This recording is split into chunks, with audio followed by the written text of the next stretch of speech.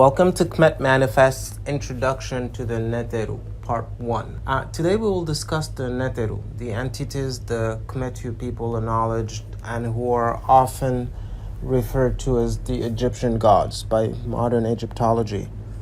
If it's your first time around at Kmet Manifest, we put out content every week on questions revolving around ancient spiritual knowledge, Kmetic paganism, and Kmetic history.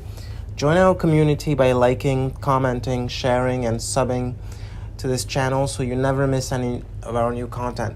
By the way, feel free to also read up the second actual article and this article, which goes more in depth and is published on our blog post, on our blog. The link is in the description. All right, now back to the Neteru. All right, so it looks like, we've started with a confusing title, no fun. NTR, that's not an acronym, but you'll see that if you just put a couple of vowels, you get nature, right? That's strange indeed. The Neter, also pronounced Necher or Neteru in their plural form, have long been presented as the gods and goddesses of ancient Kmet. Well, no, that's not quite what they are, and we might have been better sticking to our original observation that, Neteru was pretty darn close to nature, but we'll explain. This is precisely the point of this video, and we'll explore the ancient Kmet Neteru. We'll debunk some of the few persistent myths while putting some light on the deeply spiritual nature of this particular conception of religion, life, death, and the place in the universe. By the way, if you were seeking out more information on those supposed gods of ancient Kmet, I would definitely recommend going through Tamara Syuda's work in the 1990s. Her book looking the Neteru of Kmet is one of the best I've read on the topic of religion in ancient Kmet. You will likely find that we support many of her arguments, and quite frankly, there are a few reasons why. She's not only a graduate student of ancient religions, but also a priestess of the house of Bast or Bastet. Unlike us simple initiates who are still struggling for admission in Perang. She writes of the Neteru with both scholarly background and personal experience. This is a combination that gives her material that sense of truth so often lacking in other recent books on the subjects. Now, okay, so the first thing we want to get out of the way when we discuss the Neteru. The Neteru are not gods, but they're closer to cosmic laws. When you think about it, ancient Kmet must have been a special place, as blessed as it was with, like abundant food, water, mineral resources. They must have thought they were in Eden and nobody had it better. What made them so special, though, so they thought? This is where the problem arises. Today, the incredible legacies of Kmet are known to only a few, and most of its sons and daughters are ignorant of it. It's not always through any fault of their own, as over the centuries, layers and layers of false beliefs, reinterpretations were added to an already complex story to fully grasp. Let's consider some of these false beliefs. 1. Ancient Kmet was polytheists. Consider this. Even if you knew very little about ancient Kmet, you would likely have two predictable positions. One would be to refer to ancient Kmet as ancient Egypt, while ignoring that for most of its history, the people of Kmet themselves might have never even heard the Greek word Aegyptus. The second gut reaction would be to adhere to the widespread idea that the Kmetu, which are the people of ancient Kmet, were hardcore polytheists who believed and adored many gods and goddesses. Well, guess what? You'd be wrong on that account, and it wouldn't be quite your fault. We believe the cover-up started millennia ago, and to this day can be best exemplified by one academic heresy from the father of Egyptology himself. The translation of the very hieroglyphics Neter. No worries. We'll get back to this hieroglyphics business, and you'll start seeing images instead of alphabetical letters. But let's go back to the father of Egyptology. Champollion and his boys, or father, brothers, I mean, their family lineage and connection and involvement with hieroglyphics is confusing.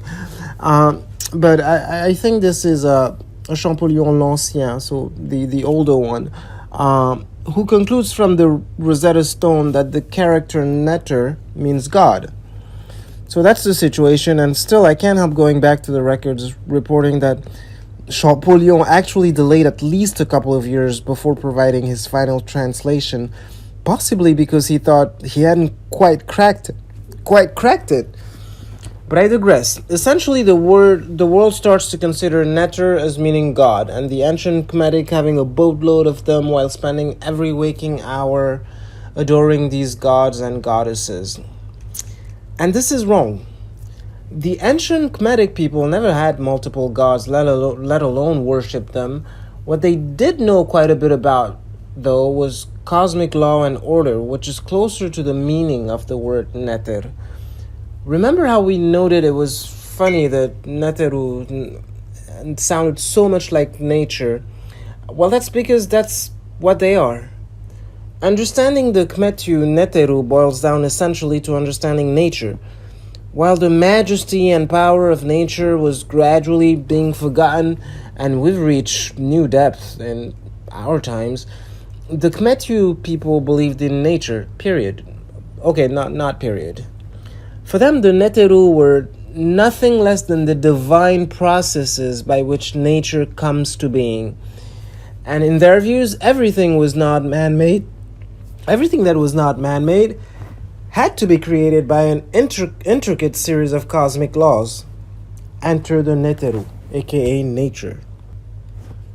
The Kmetu didn't believe gods created anything. Instead, they held that everything was created by a unique and powerful source of all conscious energy, which they simply called Ra. In addition, they were certain that as a creator, Ra had made all things in accordance to cosmic law and order, which the Kemetic people in turn called the Neteru. It is because of these laws that things exist. You could think of them as metaphysical processes of creation rather than the creation themselves.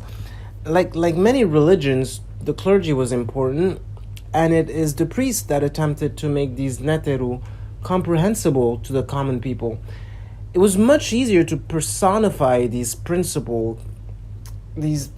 principles, giving them forms, attributes, even gender, in the sense of attributes of, not in the sense of attributes of each sex, but it made it easier to picture how these forces could be used, combined to produce specific effects in the real world.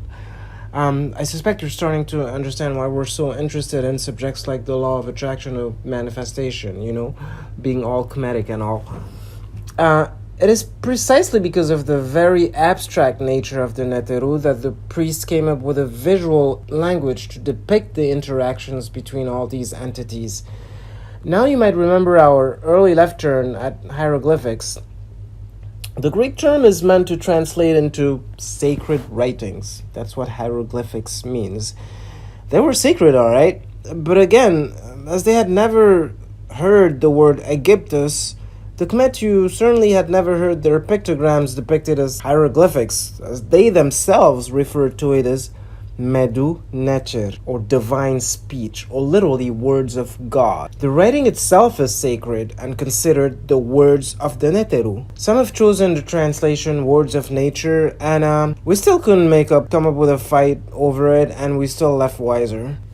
So translating the Neteru as God doesn't only amount to putting them in a simple box, it puts them in a box that they don't belong in. On the other hand, once you start viewing them as the divine powers of nature, which are always in action, you start realizing their vital importance, not just to the ancient Kemetic people of the past, but to all of us now. It is because of these laws that our universe keeps expanding into greater dimensions of time, space, and consciousness. You can get to know the Neteru through a greater understanding of nature, and this was a gigantic spiritual step forward for the Kmetu, and it can be for you and me as well. So go ahead and read our blog post. This is simply an introduction, and we will be sharing with you much of our research and insights on our blog. In fact, there is a intro to the Neteru part 2, and we invite you to check that out as well. And stay tuned for more content on ancient Khmer spirituality.